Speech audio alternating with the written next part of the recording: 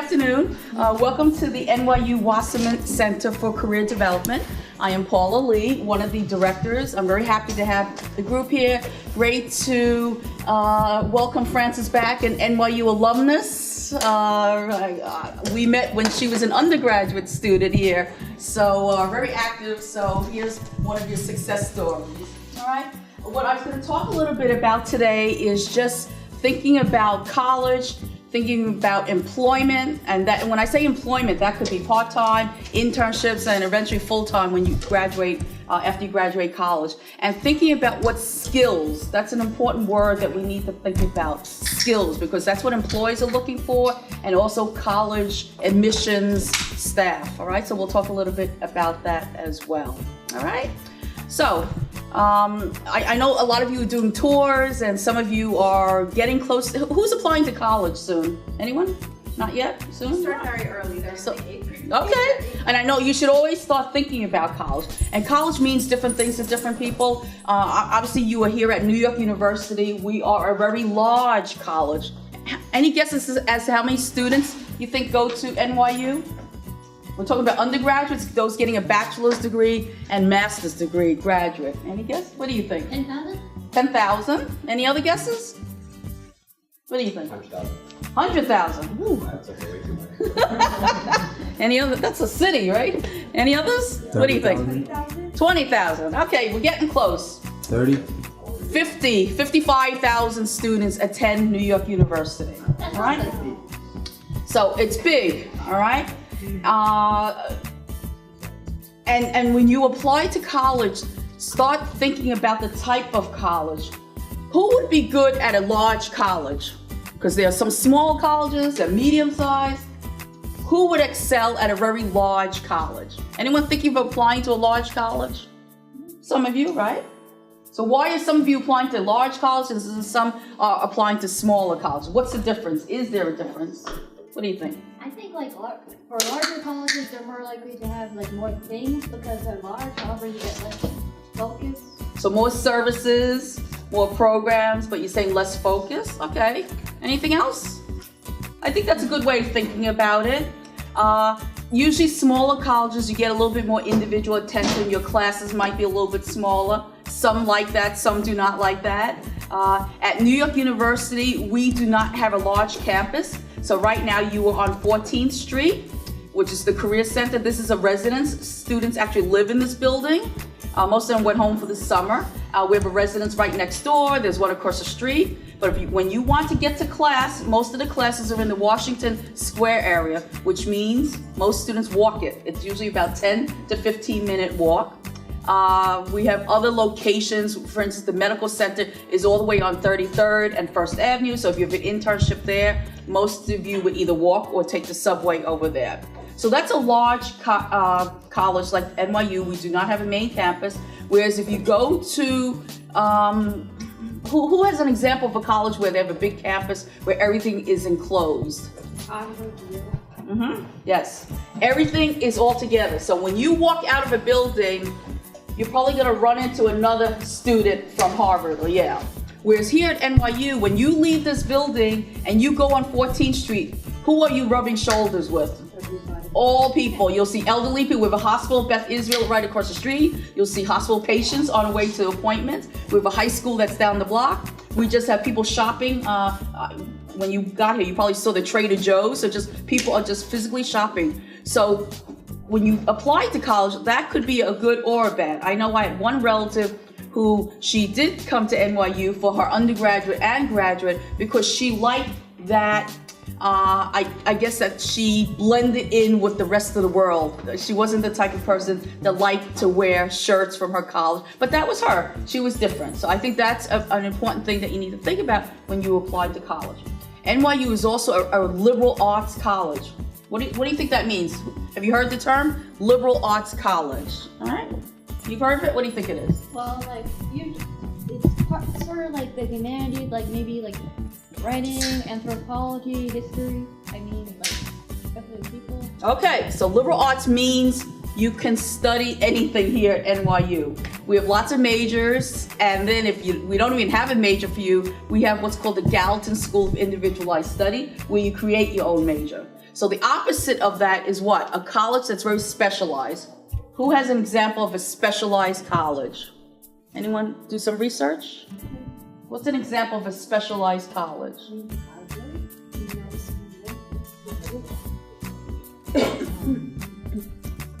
Anyone think of one? Columbia.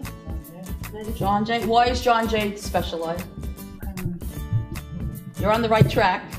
What's the name of John Jay, the official name of John Jay? John Jay College of Criminal Justice. Criminal justice. So they specialize in probably legal and criminal justice. Now they obviously have other majors, but that's their specialty. That's what they excel at, all right? So if you really think you want to go into forensics or criminal justice, that might be a better place for you, all right? And I understand all of you are young. A lot of you probably do not know what you want to major in, so that's okay, all right? So a few things to think about, and I have brought handouts, so feel free to take them home. What do you think employers, and that's what you are applying for jobs or college admissions, what are they looking for?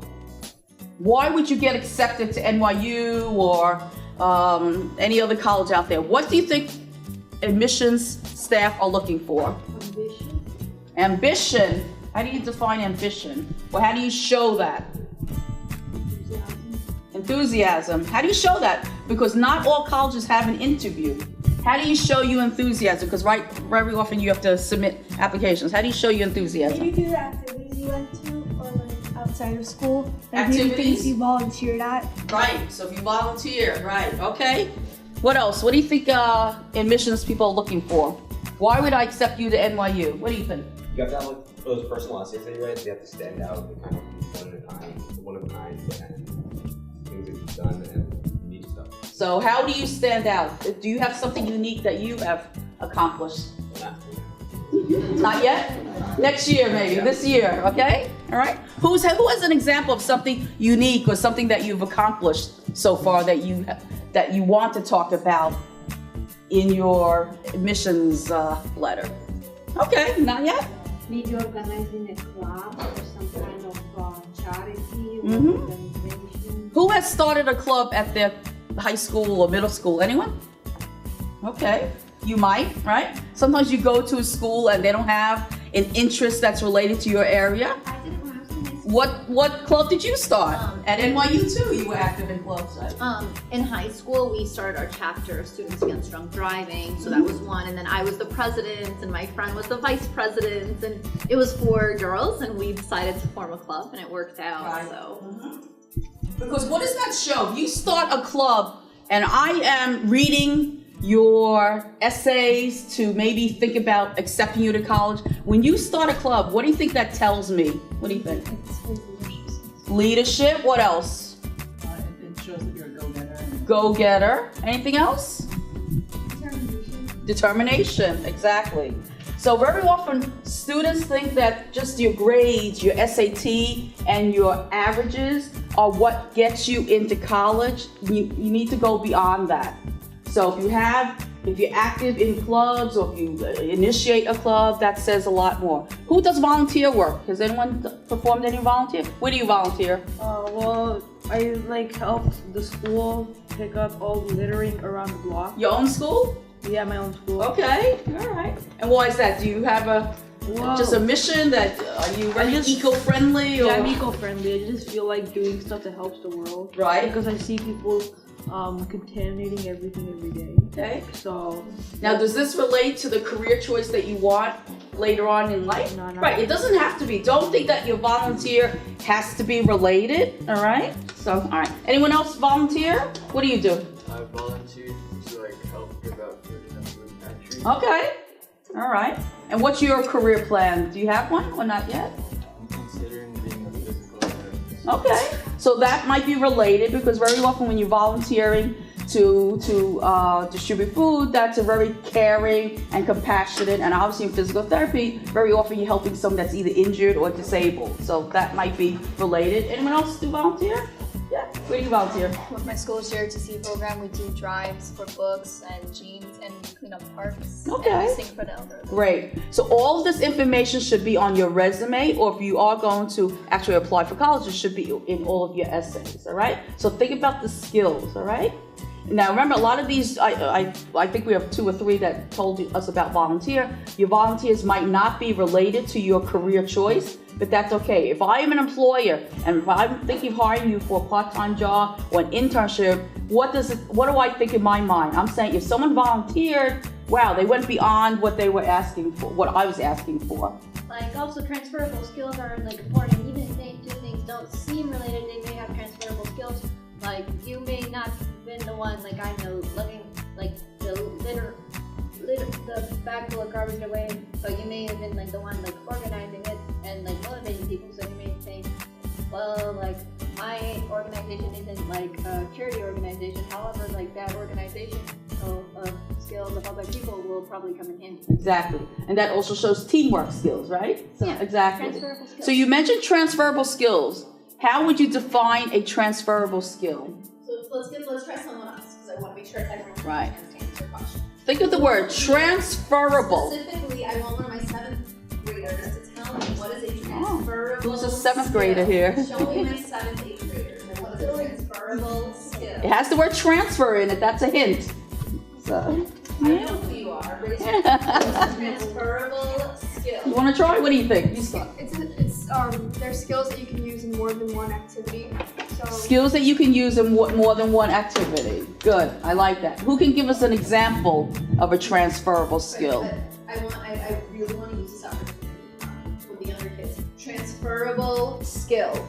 Show me. What's an example of a transferable skill? A skill that you can use in more than one area or more than one job.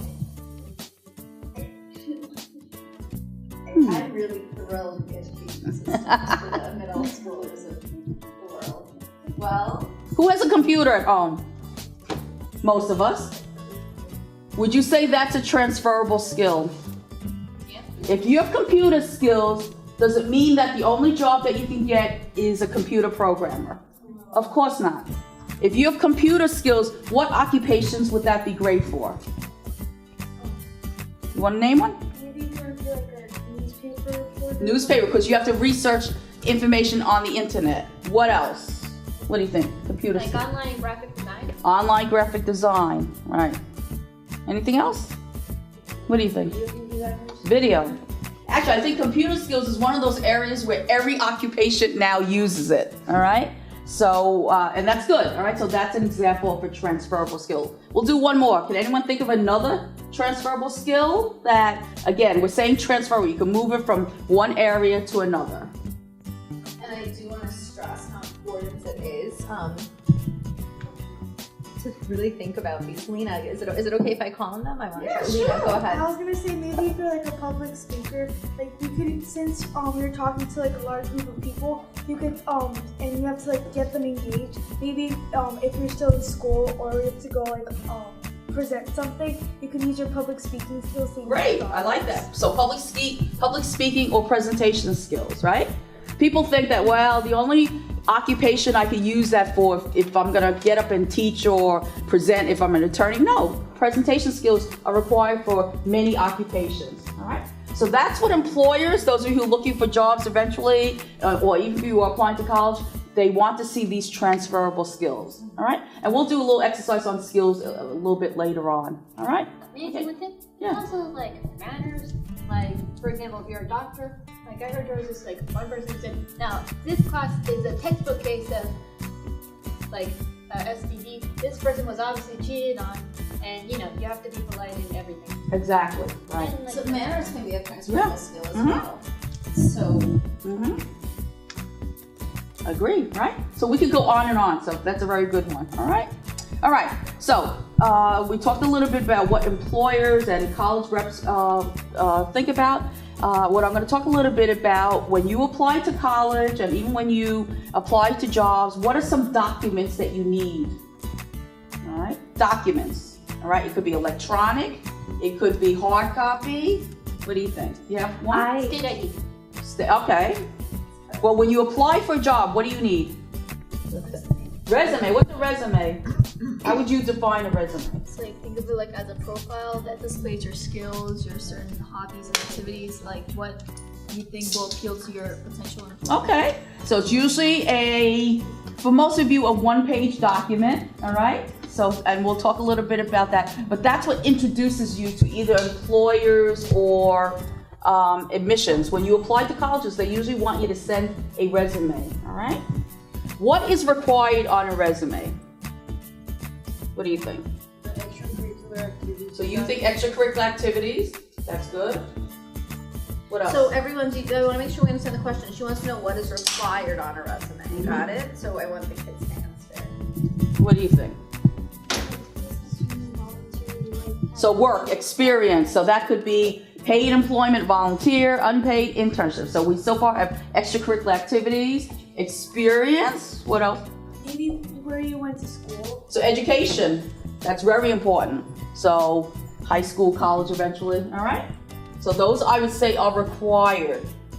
What else is required? How about you identifying information? What do I mean by that? What should be at the top of your resume? What? Name, yes, name, that's very important, all right? So on resume, and we have several resumes, so if you want to take, I know a lot of you aren't writing resumes yet, but that could be a homework Do you assignment. guys understand what the general point of college is? Besides, who understands the point of it? It's to build your resume, right? Right.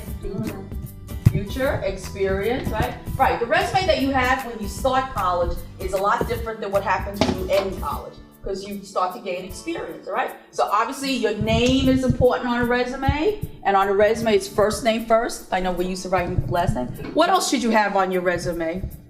Maybe like things that you want to do and not actually, but like succeeded. Yes. Awards. Awards, certificates, right. Yeah. What's an example of an award that some of you have received? Anyone? Did you receive an award? What did you receive? My younger kids here, what award? What do you think would be a good award? This year at my school, it was for the And what does that mean? You might have to, so not everyone might not know what that means. So how would you define it? Now a resume, we said 8.5 by 11. It's only one piece of paper.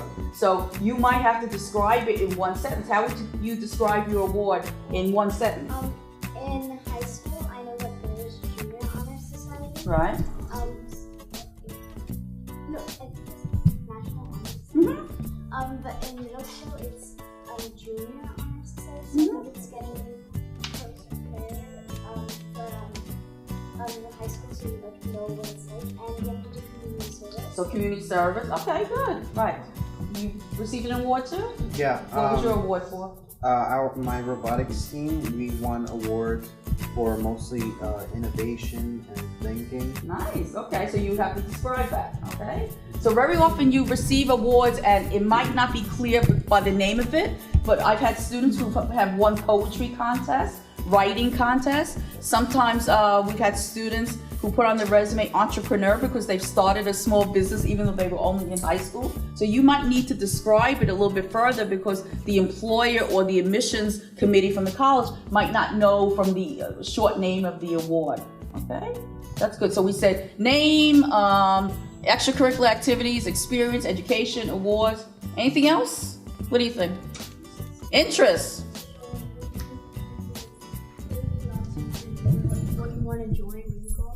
Do you think employers or college admission people care about your interests? So very often that's what you like to do in your free time, right? Do they care? If it's related to the job. What if it's not related to the job? My interests are dogs. I have 3 dogs at home too, so that's why I love. So what does it show? Do you have to have? Yeah? Stability? Yeah, could be. It could be interest, all right? All right. We had one student who put on his resume for interest, hot dog eating contest. Anyone know about the Nathan's hot dog eating contest that they have every year, July 4th? In Coney Island, right? So I've yet to ever go in person. I've seen it on TV every year. But when you read that, what does that make you think? What do you think? You're a very competitive person. You could be competitive. What else? It also made you laugh, didn't it? When I said that, people say, oh, that's funny, all right? So you might say, this is maybe someone that I would like to invite in for an interview. Maybe that person would be a nice employee or colleague to have, all right? So don't think that your interests always have to match your career choice. It doesn't have to be, all right? It just shows different things, all right?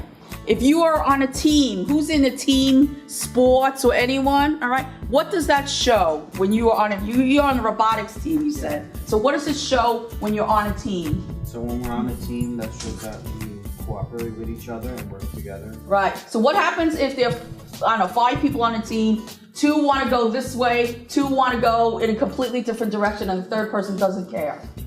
What we do, Yeah, what would you do? Because there are 5 of you, you can't go that way, and the other 2 want to take this project on a different way. What do you do when you're 5 people? well, one thing is we want to settle differences and maybe come to a compromise, or if it's like the beginning, we would go wherever we want and then like see whatever is the better idea. Right. So what does that mean? There's communication going on. You have to compromise, and that's in the real world. I mean, we work at a college here. I have about 30 staff members. We do not always agree on everything, but sometimes when you talk it out, I might say, oh, I never thought of it from that point of view, all right? So sometimes compromise and communication is very important, okay? All right, so we set the resume. Go ahead. Do you need age and Date of birth? Yeah. So the question is, should you put your date of birth on your resume? Should you? You would? You would? Like, they might judge by like their age and stuff. So like, you want them to like have an unbiased view on you. Okay. What's your reason to include your age? Because it's more information about yourself and more information about you. Okay. So should you put your height and weight also? No. Because that's more information. You could? Yeah. Okay. Who else would put age on their resume? Would you put your age on your resume? Your date of birth? You say yes. Anyone else? You saying no? No? Why? Like, I forgot who said it, but someone over there said it's like, it would be a biased opinion. And I put my age, plus I was born in like December, so yeah. That makes you really young, right? You're at the end of the year. Would you put your age? I wouldn't put my age because I would figure that there would already be enough stuff on my resume which would give enough of an impression of how old I am, like what year I graduated from high school. Right. They probably have an idea. In the United States, it's illegal for them to ask you, how old are you, if you're going on a job interview. I think a lot of you said it. Does it make a difference? No. If you can perform the job and get the job done, doesn't matter if you are, now that obviously you should be able to be legally able to work, but assuming you are, should it matter if you are 18, 30, or 50? No. Right. So if you are applying for jobs or even for college, usually they should not be asking your date of birth. So I would not include that on the resume. All right. So same thing I said about height and weight. It really depends on the job. When should you include your height and weight? Does anyone have an example where you might want to include it? Unless you have to like pick up heavy stuff or reach high places and probably. It might have some bearing. Go ahead. Army? They probably don't ask that anymore. What do you think? Maybe like sports. Sports, height and weight? Actually, it's sports because there are, what's a sport where your weight and height make a difference? Basketball. Basketball? Football? Boxing, right? Boxing has weight limits. So if you're a certain weight, you have to go into the next division, all right? But I think most of you are not going to go into boxing or sports. Well, you might, but at NYU, we have a major, an acting major. Anyone want to be an actor or an actress? Actors and actresses usually have what's called a headshot. That's a picture of your big head.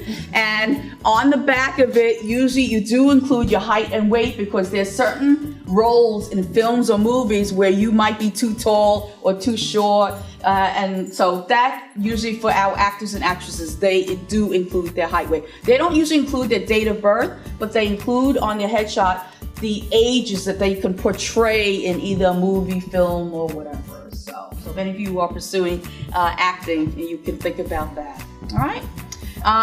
One other piece of information is very important on a resume, and no one said it yet. How am I going to contact you if I want to call you in for an interview? Just put your name.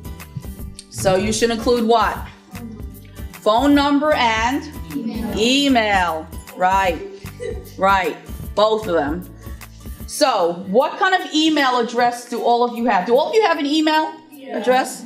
So what kind of email address do you have? Gmail. So what precedes the gmail.com? Yes. Do you just put your name? Is it something cute? What's your email address?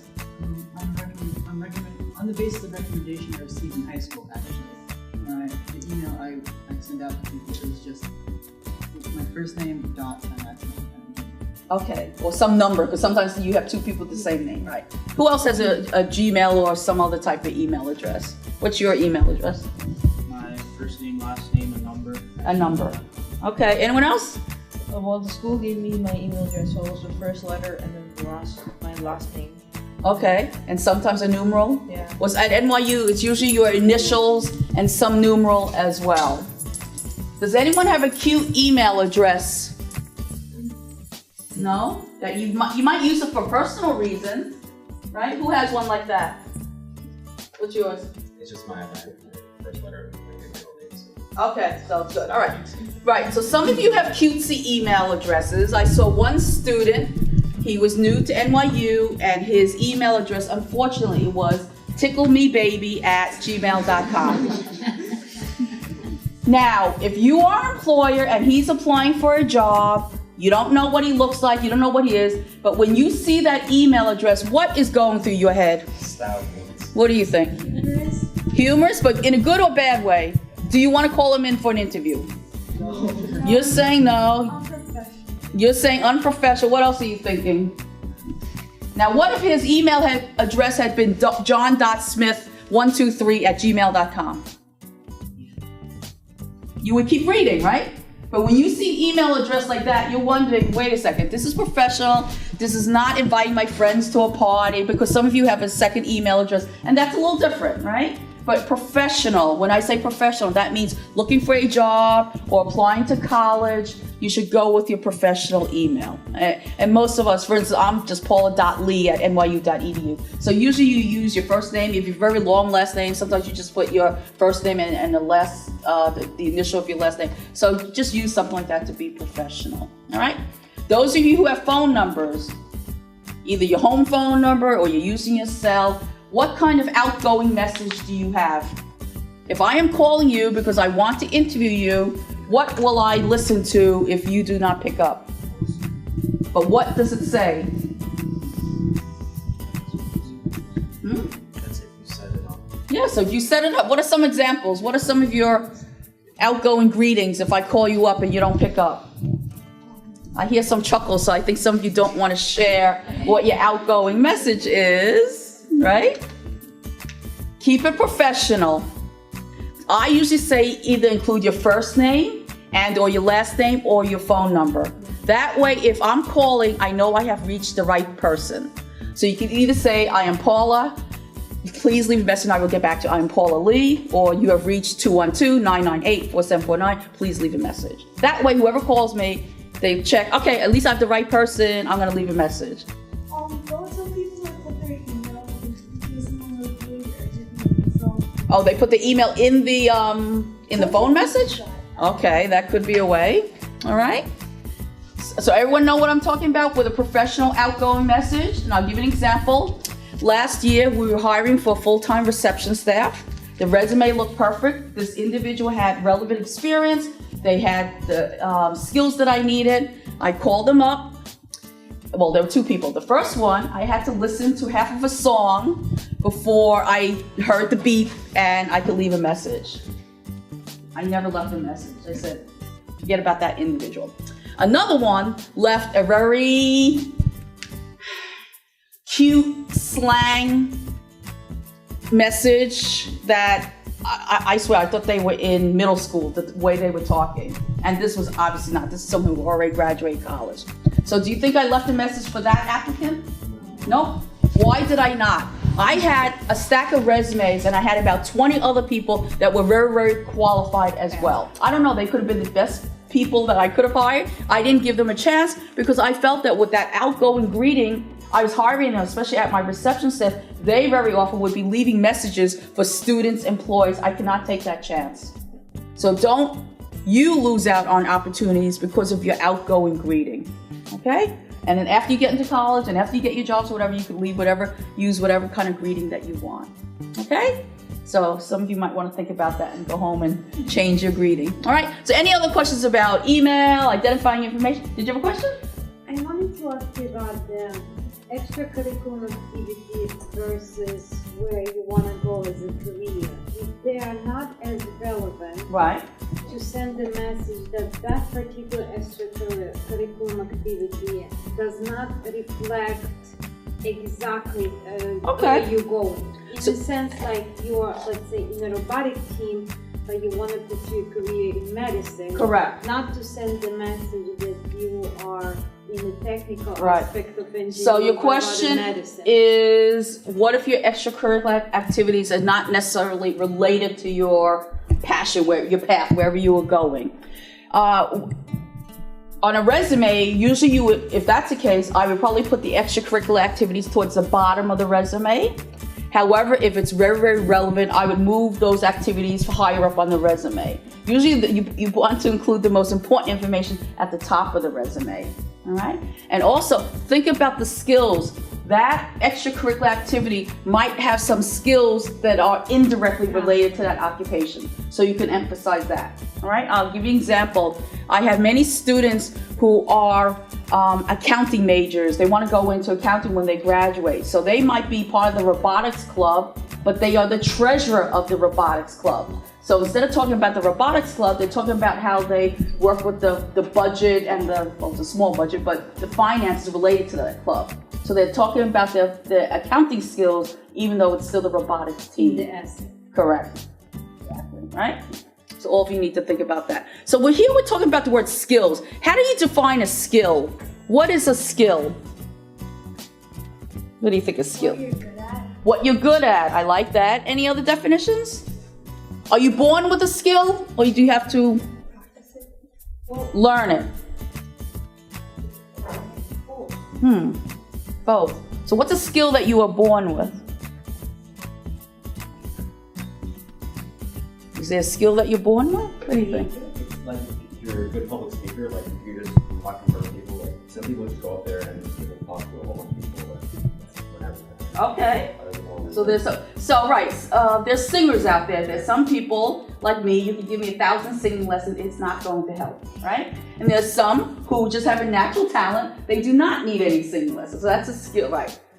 Who knows the type on a keyboard? Most of us use the computer, right? Are you born learning how to type on a keyboard? Probably not. But some people are better than others, right? Some can type very, very fast, and some are not. All right, all of you use all your fingers, or some of you the hunt and peck, right? You use just one finger, right? So those are examples of some skills. And that's what is very, very important when you apply to jobs and applying to colleges. Employers want to know what skills you have to offer, all right? It could be a talent, okay?